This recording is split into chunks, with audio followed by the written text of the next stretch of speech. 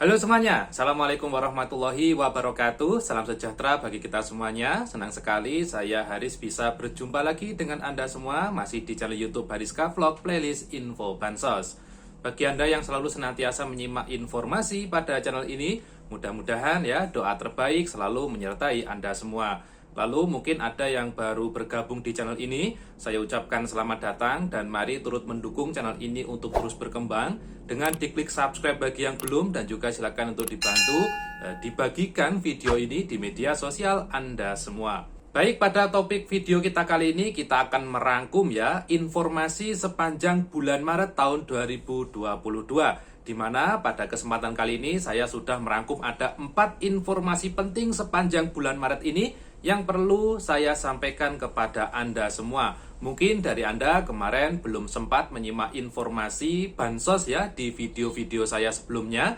Jadi pada video saya kali ini saya akan rangkuman 4 informasi PKH dan BPNT sepanjang Maret tahun 2022. Baik, tanpa panjang lebar, saatnya kita akan masuk ke dalam topik pembahasan kita kali ini.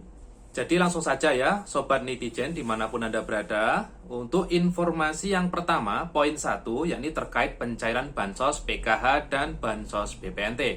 Pada bulan Maret ini sudah dilakukan ya proses penyaluran Bansos dari Kemensos kepada penerima manfaat, di mana pada PKH bulan Maret ini yakni tahap 1 termin keempat hingga termin ke-7. Berikutnya untuk BPNT juga sudah disalurkan, di mana penerima manfaat BPNT sudah menerima uangnya sejumlah 600.000, di mana ini merupakan bansos BPNT untuk kuota bulan Januari, Februari, dan bulan Maret tahun 2022. Jadi informasi yang pertama terkait pencairan PKH dan BPNT, di mana untuk PKH saat ini penyaluran tahap 1 bisa dikatakan sudah selesai ya, karena penerimanya sudah 10 juta penerima ya se-Indonesia.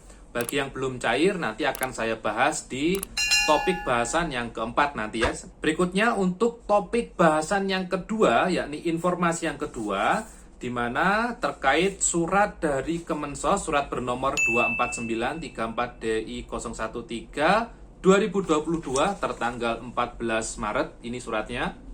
Terkait data penyaluran bantuan sosial PKH tahap 1 tahun 2022 dan persiapan data tahap 2 tahun 2022. Di mana pada surat ini ada 2 informasi penting ya. Jadi penjabaran dari info kedua ini tentang surat dari Kemensos tertanggal 14 Maret itu ada 2 informasi penting yang bisa dirangkum.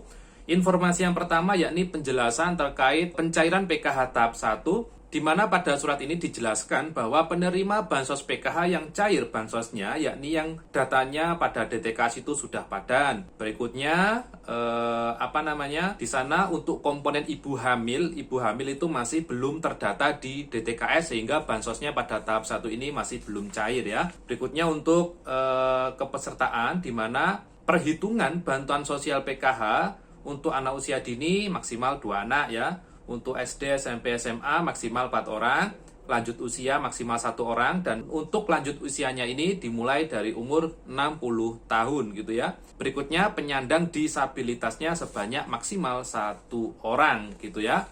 Dan juga untuk pencairan PKH tahap 1 ini terdapat perluasan ya atau penambahan jumlah penerima bansos PKH yang berasal dari KPM BPNT reguler ataupun KPM BPNT PPKM, di mana kebanyakan dari mereka merupakan lansia dan disabilitas seperti itu. Jadi pada penjabaran untuk poin 2A gitu ya, poin 2A menjelaskan terkait pencairan PKH tahap 1 dan syarat-syarat KPM yang bansosnya itu bisa cair pada tahap 1 ini. Selanjutnya informasi kedua dan poin ke B. Jadi untuk informasi kedua poin B atau 2B yakni terkait persiapan penyaluran PKH tahap kedua tahun 2022, di mana disampaikan untuk besok penyaluran PKH tahap kedua itu untuk syarat-syaratnya masih sama seperti tahap 1, di mana datanya itu harus update di DTKS atau sudah terdata di DTKS dan tidak ada problem di sana.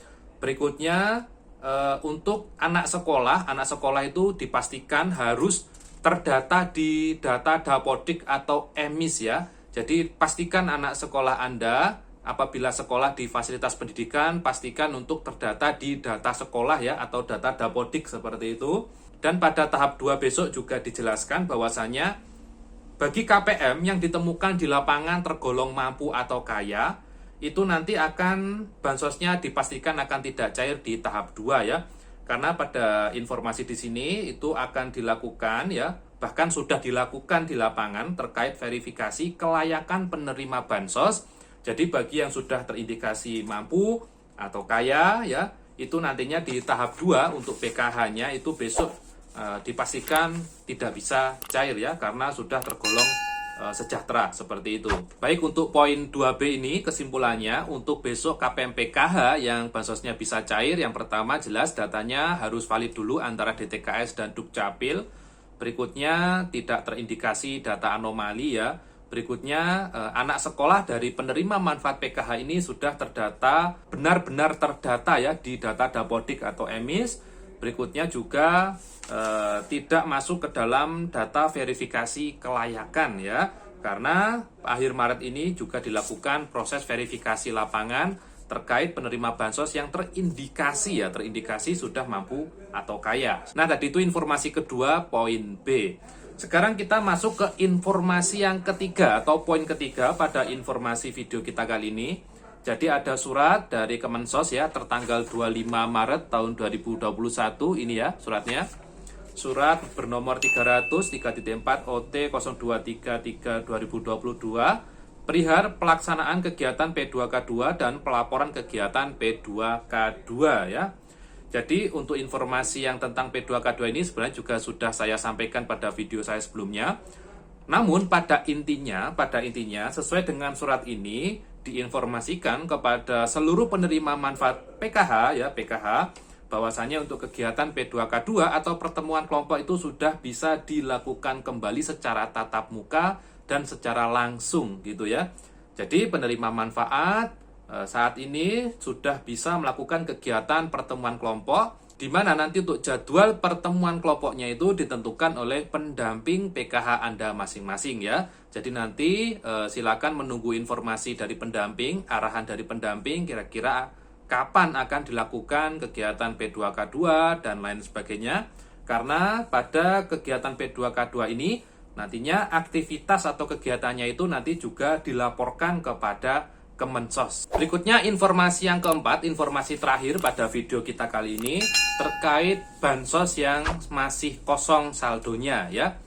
Jadi terkait bansos yang masih kosong, baik bansos PKH ataupun bansos BPNT, itu sebenarnya yang pertama saya sampaikan bahwasanya untuk pencairan bansos PKH dan BPNT itu yang menentukan dari Kemensos. Jadi yang menentukan ya bukan dari pendamping bansos Anda ya.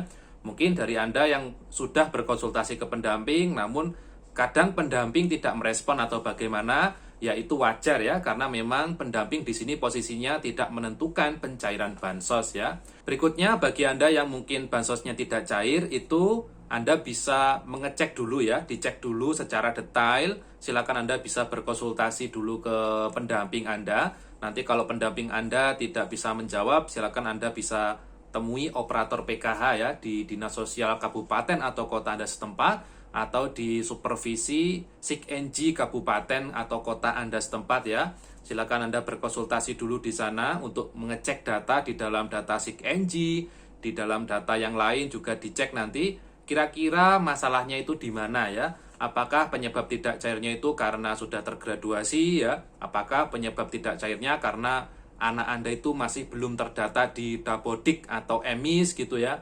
Ataukah ada penyebab yang lain? Karena kita tahu sekarang bansos kali ini ya berbeda dengan bansos yang dulu. Karena dulu mungkin ada yang tidak valid tapi bansosnya itu bisa cair.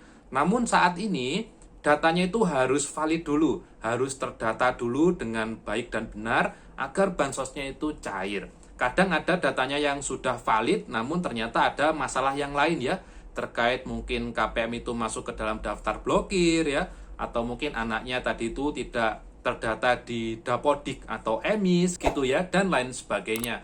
Jadi untuk yang belum cair ini, saran saya silakan dikonsultasikan dulu secara detail silakan dicek dulu apa masalahnya. Nanti kalau ketemu masalahnya, maka nanti akan dicari ya solusi bersama. Apakah perlu update data kependudukannya atau bagaimana. Karena tadi saya sampaikan untuk pencairan bansos kali ini sudah berbeda dengan pencairan bansos tahun-tahun sebelumnya.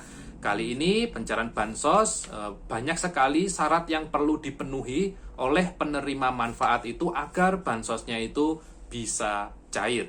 Dan mari jadikan bansos ini sebagai motivasi atau mungkin uang tambahan atau bantuan tambahan untuk memenuhi kebutuhan keluarga. Jangan sampai menjadikan bansos ini sebagai sumber penghasilan utama ya. Karena kita tidak tahu untuk kedepannya apakah nanti akan ada bansos atau tidak. Bisa jadi nanti tahun depan bansosnya sudah dihapus ya, bisa jadi tidak cair dan lain sebagainya. Nanti kalau tidak cair kan juga akan kecewa gitu ya. Maka dari itu saran saya jangan terlalu berharap akan bantuan sosial. Kami selaku SDM juga mendoakan kepada Anda semua, mudah-mudahan Anda semua yang memiliki usaha dan sebagainya, mudah-mudahan ekonominya itu bisa naik ya, bisa mentas dari kemiskinan sehingga tidak ketergantungan akan bantuan sosial. Baik ya Sobat Netizen semuanya, itulah tadi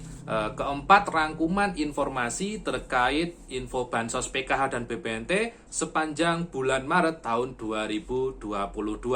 Besok kita sudah masuk di bulan April dan kemungkinan besar besok juga kita sudah masuk di bulan suci Ramadan. Saya Haris, mohon maaf ya selama menyampaikan informasi bansos ada kesalahan, dan selamat menjalankan ibadah puasa bagi Anda yang menjalankan ya. Ketemu lagi dengan saya di informasi bansos berikutnya, dan wassalamualaikum warahmatullahi wabarakatuh.